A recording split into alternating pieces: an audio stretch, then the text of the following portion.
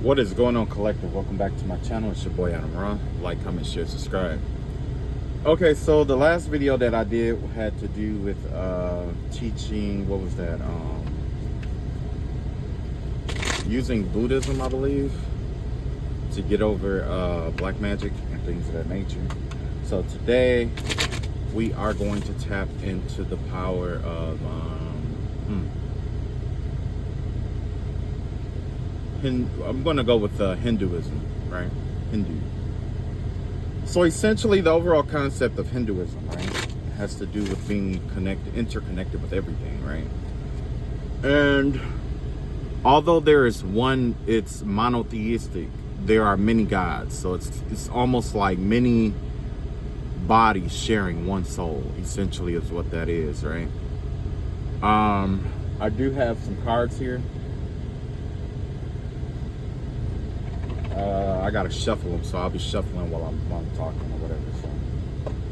So when it comes to Hinduism, the overall belief has to do with recognizing your interconnectedness with everybody, okay? And basically, whatever, like when it comes to when it comes to like black magic and stuff like that in Hinduism, it's like usually they have like different attributes of God that they usually go to, right? So basically it's like this. It's like there's one God, essentially, one creator source, right? And we're all connected to that one creator source. However, that one creator source has fragmented attributes, essentially is what it is. Those fragmented attributes is considered to be is what we call like lesser deities. I mean, you know, the deities, right? Because it is equivalent to, let's say if you had a house, right? And let's say if you okay, so God would be, it would be like, you know, the one being, divine being in the whole universe would be the entire house, the property, everything, right? But when it comes to cooking, you generally do that in the kitchen. So whatever energy is in the kitchen is the energy that you work with to make your food. So that will be like working, like say a fisherman will work with a fertility god or goddess in order to draw in, you know, food. However, you know, they're all still connected to that one source, essentially is what I'm getting at, if that makes any sense. So with Hinduism, there's a lot of emphasis on, there's three main aspects of Hinduism, right? You got creation, you got maintenance, and you have death, right? So with Hinduism, there's always an interplay between the three, the Trinity is what I want to call it, and life. Life is a Trinity. Everything is born. There's a season for things to be born. There's a season for things to be maintained or grow in power, and then there's a season for everything to pass on and to die, right? When it comes to black magic, essentially what happens is you have these different rituals and mantras that you read out or that you do when it comes to your deity, right? Now, when you do these mantras, you know what I'm saying? Because you have mantras, tantras, and yantras. Now, when you use these mantra, tantras, and yantras, they are all coordinated to a certain hertz, right?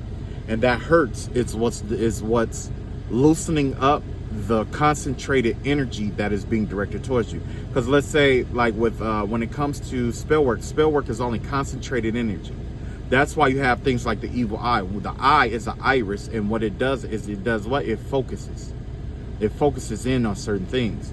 So when you have like mantra, tantra, and yantra, your job is to have it where it operate like a prism. Okay? That focused energy comes in and it disperses it. And you take what you need from that energy, that scattered energy, and use it accordingly. So when it comes to Hinduism, like I say, you have mantra, tantra, and yantra, right? Your mantras are your spoken chants, okay? Your tantra has to do with how you generate your energy. Usually we see that in like yoga and stuff like that, you know, physical activity.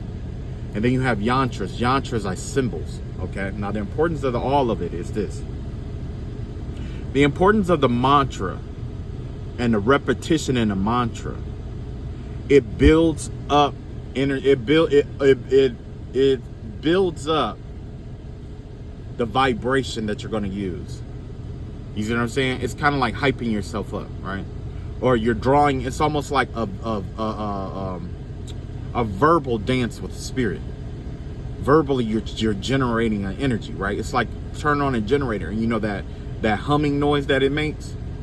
That's your well, I would say I can't say the humming noise, but you know, your mantra would be symbolic of that humming noise, because you know when that noise is humming like that, it's generating energy, basically, right? So you have that mantra aspect where you're building up the energy. Your tantra energy is about direction, how you're directing that energy. And then you have yantra. Yantra is the undefined aspect of energy, because when it comes to words, like when we speak words, that has a definition to it. And the things that you speak is limited to what you speak. It is limited to what you're thinking. But a symbol is undefined. You see what I'm saying? A symbol has many meanings, many symbols. You know what I'm saying? That's why they say a picture is worth 1,000 words. Many. You know, that's why some people use, you know, pictures with their spellcrafts versus words. You see what I'm saying? Visualizing it is more powerful than speaking it. When you speak, you give definition to it, which focuses it, right? And the same is working. That's essentially how Hinduism works against black magic. So with black magic, of course, they're going to do all their spell work and stuff like that. Now, the overall goal here first is you have to identify what's being attacked in your life. You know what I'm saying? You have to identify it. Once you identify it, what happens is your awareness of it gives whatever's sent your way definition. It defines it and limits it. You see what I'm saying? So the overall goal, let's say if somebody did a spell, you know, somebody did a spell to like break you up, or you suspect someone doing a spell to like break you up or separate you or whatever it may be, right? Let's say, for the sake of this example, let's say a separation black magic spell, right? Oh no, better yet, let's say a poverty spell, right? You know that originally money comes from, let's say, the root chakra, right? There's other chakras involved, right? But let's say it's the root chakra. So the first thing that you want to do is you want to find the correct mantra for it. You're going to speak your mantra, and you're going to speak your mantra, and you're going to speak your mantra, because what that mantra does is it helps you to build up the energy from the universe. You're calling that energy into yourself. You're channeling, right? So once you channel that specific energy, that's when you do your tantra. Your tantra has to do with like physical activity. It has to do with either dancing. It could do with it could be lighting a candle. It could be exercise. But basically what you're doing is, once you call that energy in, you're aligning your body with that energy. And you align your body with that energy through, let's say, yoga. Some people even do sex, tantric sex. You align yourself sexually with that energy. You align yourself physically with that energy in some kind of way, shape, or form. Yoga, whatever it may be. You align yourself with the energy, right? Once you align yourself with that energy, that's when yantra comes in play. That yantra is a symbol. With that symbolic energy, what it does is it's undefined. So when you direct it towards this yantra, whatever, like when you use a yantra, what happens is that energy is channeled into it and it draws in everything that yantra represents, right? Now, when you do, so basically, let's say like with money or whatever, you're going to, you channel it towards, I guess, like, let's say $1 bill or whatever, right? You channeling energy towards the $1 bill or going in, whatever. Now, the thing is that by it being so broad and undefined, that is the problem. That is also a problem. It's a pro and a con.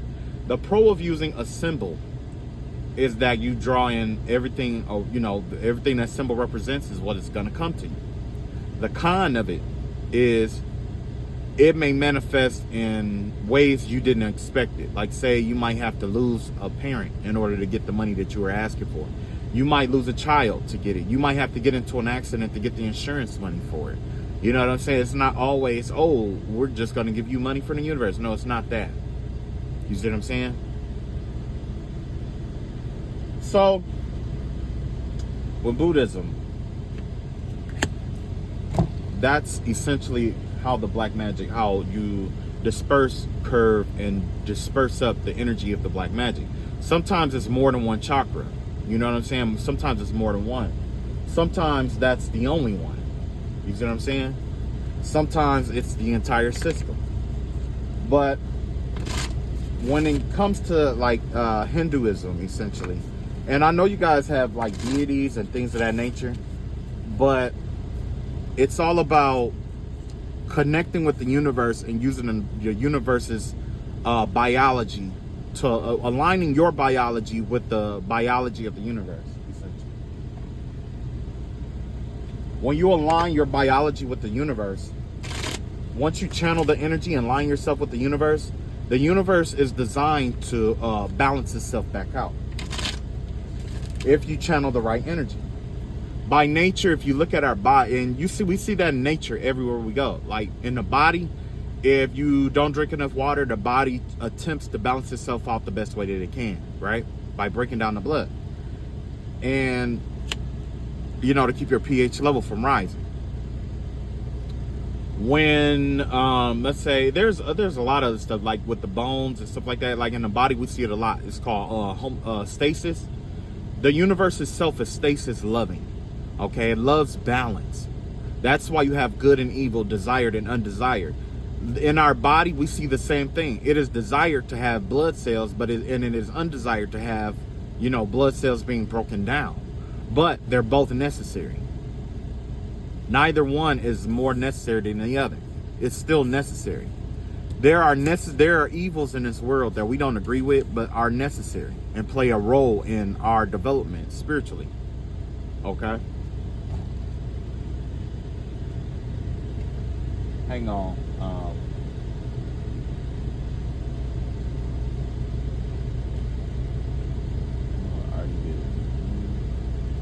Hold on just a second here. Oh, here we go. Okay. Now, with Hinduism, I believe they, this was the one that was talking about, no, that's Buddhism, never mind. So with the Hindus, essentially, with Hinduism, basically, it's definitely a religion of peace. It's a lot of peaceful energy, right? A lot of peace, right? But you cannot implement peace if you are not yourself at peace, and you cannot give peace to someone who is not seeking peace in themselves. You see what I'm saying? If there's someone out here who isn't peaceful inside themselves, it don't matter how much peace you bring them, it'll never bring them peace. There's no such thing as peace for some people, because they never took the time to balance their own energies out or meet themselves, right? So in Hinduism, and I'm going to pull some cards to assist me with this.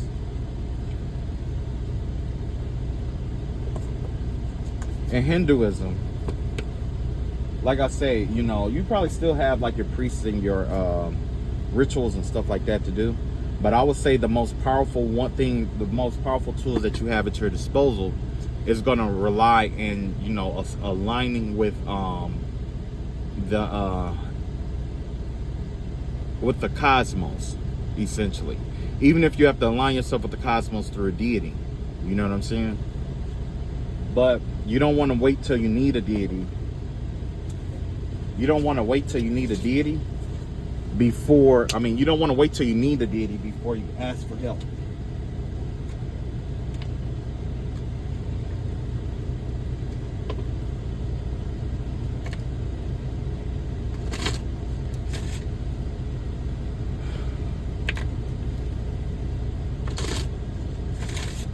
And that's with anybody, you know. You don't want to wait till you need someone to ask, you know. You don't want to have to get them, because it takes time to get on good terms with somebody. You know what I mean? Deities included.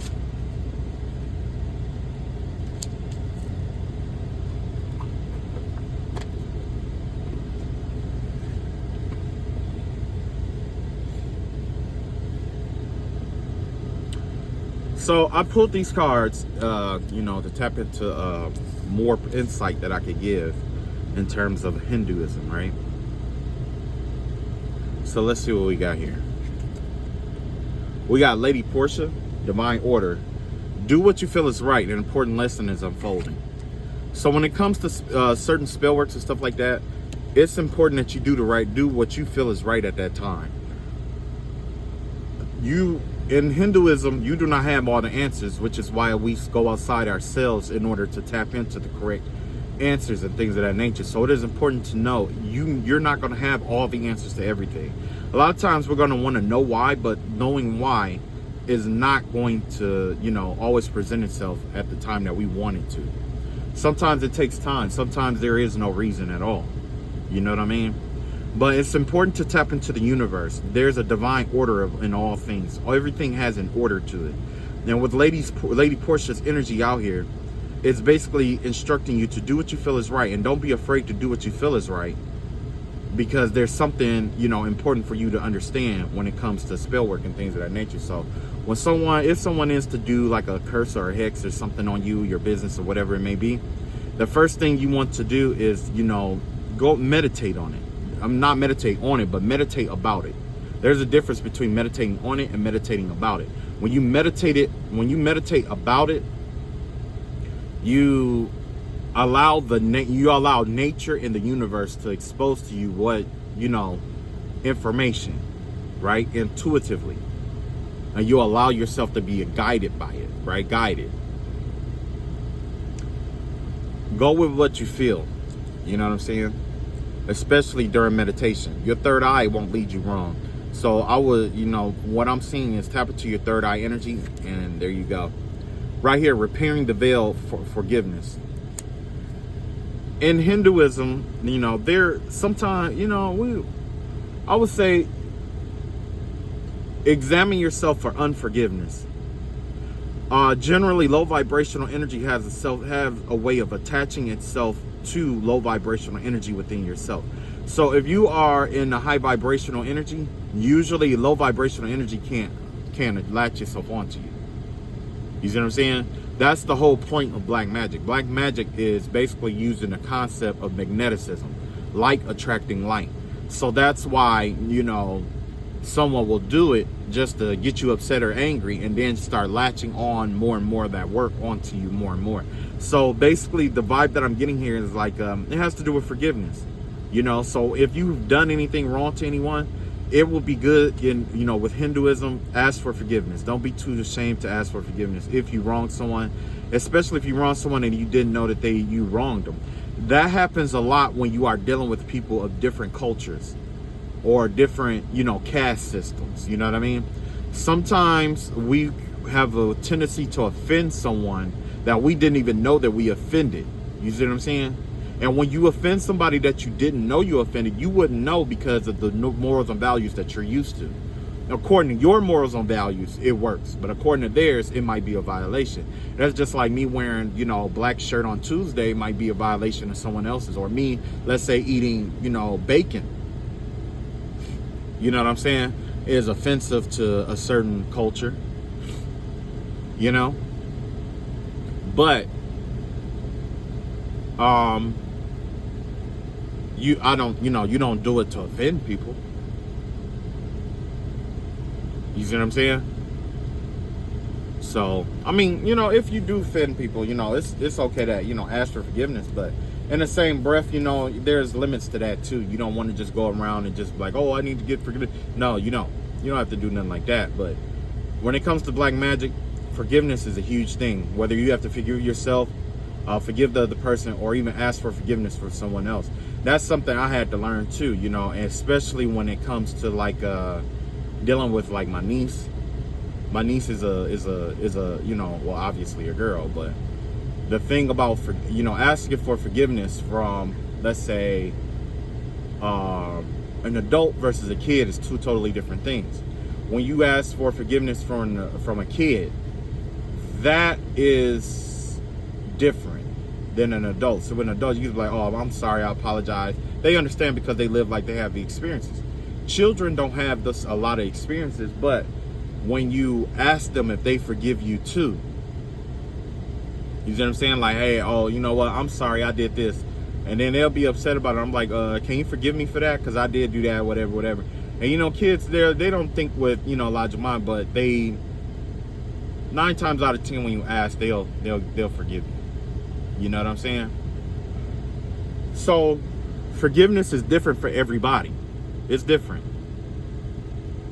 When you knowing who you're asking forgiveness from or extended forgiveness to matters. You don't extend the same forgiveness to everybody. That's just like with, in Hinduism, how they talk about, self-development and things of that nature.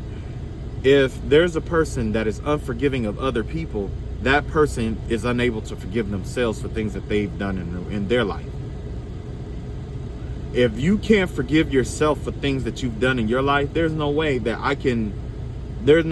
that person will forgive you of anything, and there's no way that you can forgive them for anything. Because if you forgive them, what happens is, since they can't forgive themselves, they'll still hold on to it. And it's like they've never been forgiven.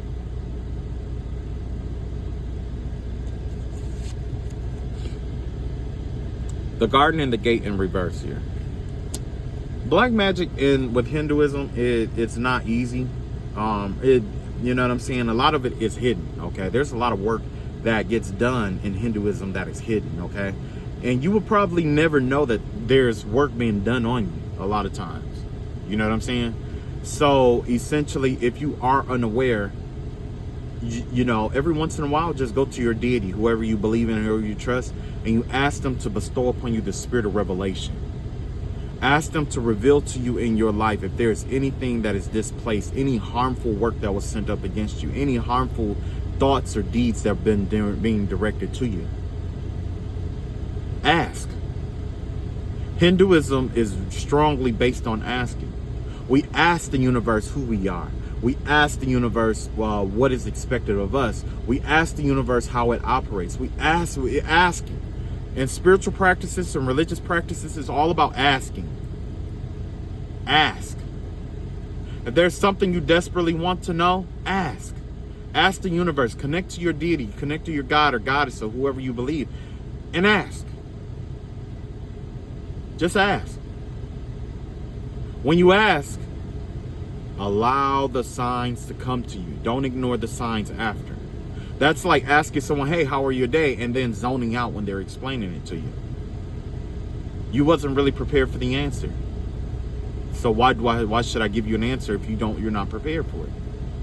Prepare yourself to be answered and then ask.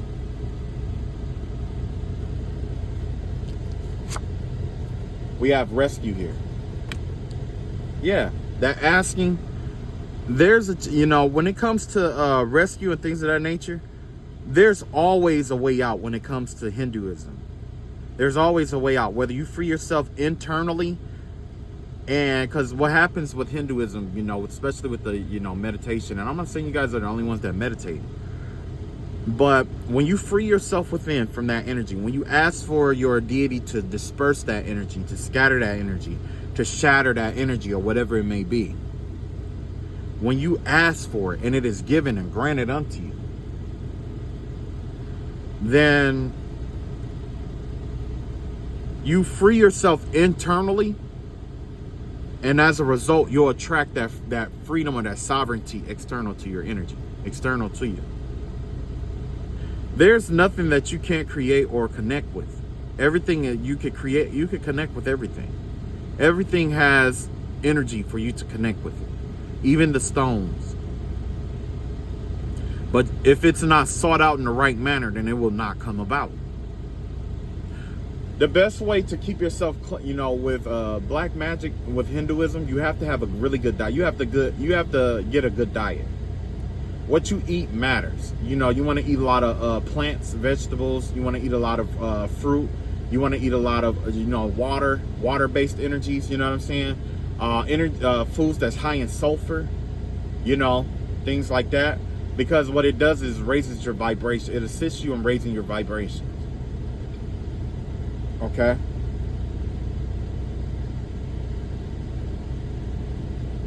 So there's many aspects that plays a role in it. Your freedom specifically. When it comes to your, you and black magic and stuff like that. I'm seeing that you need to invoke the violet ray of flaming light over your chakras. Twice over your third, twice over your heart chakra. For some reason, it's twice over your heart chakra.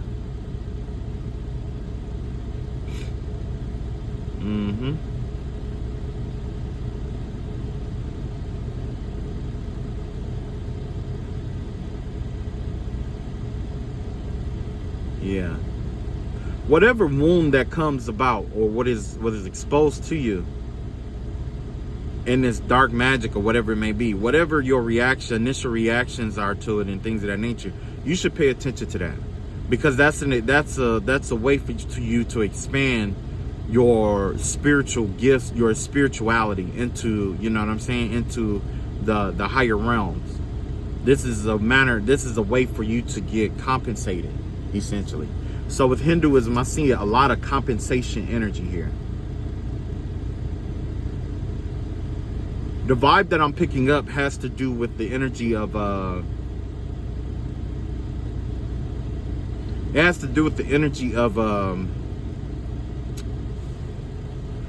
let's say like being like, things that you haven't healed in your life. Because when we heal things, usually when it's out of sight, it's out of mind. You know what I'm saying? But black magic have a way of bringing those lower vibrational energies to the light for us, and it's not always us. Sometimes it's other people's energies. But if it's other people's energies, it's easy to just let it go. You know what I'm saying? Because like attracts like when it comes to black magic. That black magic is magnetic, like I was saying. So basically, in order for that black magic to stick to you, they have to get your energy to be in a certain energetic field, so that energy will stick to you and stay. If there's nothing to stick and stay to, guess what it does? It repels off of you and go back where it comes from. You got reflection. In Hinduism, you're taught that you are a mirror, essentially. Everything about your life is a mirror. You're a mirror. You mirror back to yourself who you are, through your actions, thoughts, deeds, and your character. Other people mirror to you who they are, and you mirror to others who you are. When you do things to other people, it's a reflection of you. When other people do things to you, it's a reflection of them. And that's how this thing works. It's all reflections.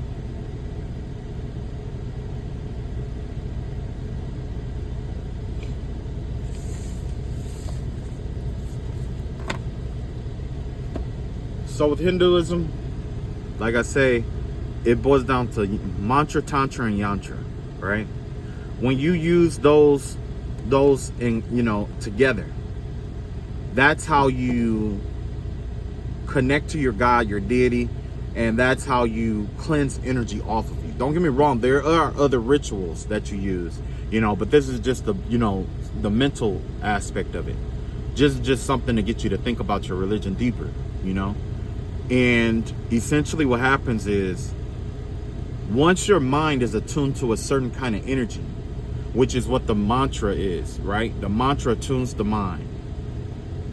The tantra focuses the mind. And the yantra expresses the mind. You see what I'm saying? So you got attunement, focus, and expression. Okay? When you do those things, what happens is you become a prism. Okay? Where those in the dark energies come to you and it flows through you. But when it flows through you, it's separated into desired and undesired energies, and you just hold on to the desired energies and let the undesired flow through, because that's not a reflection of you. It has nothing to do with you. It has everything to do with the person who sent it. And that is easier said than done, especially in the heat of the moment, especially when you're tied up in your emotions. It happens. But that's why you need to meditate. That's why you need to ground yourself. That's when you need to balance yourself out. That's when you need to humble yourself to connect to your deity. Honestly, you need to do it before something of that nature happens.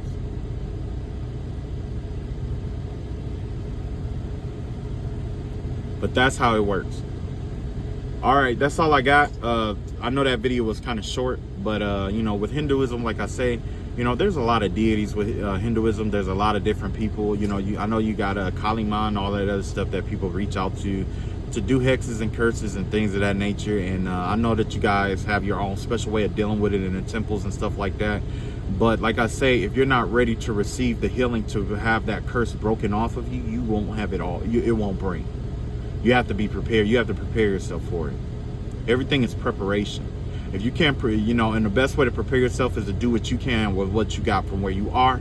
And then if you want to go get somebody to help you break it off of you or whatever, then you can do that. But 9 times out of 10, most of it that is going to come off, it's going to come off from, you know, you strengthening your mind and you developing your mental prowess and your emotional prowess. You know what I'm saying? I wouldn't doubt that I had people use Hindu-based attacks as well, you know, because I know whenever I chant, you know, Am Gam Ganapatiye Namaha, when I say things like that, a lot of the energies free up, you know. So I'm well aware of that, you know, but what I'm expressing is like, yeah, stay true to your mantra. And if you do have a deity that you worship, don't wait till things go wrong before you go and, you know, do your worship and stuff like that, and your mantras and stuff like that. All right, that's all I got. I love y'all all. Y'all take it easy. Peace.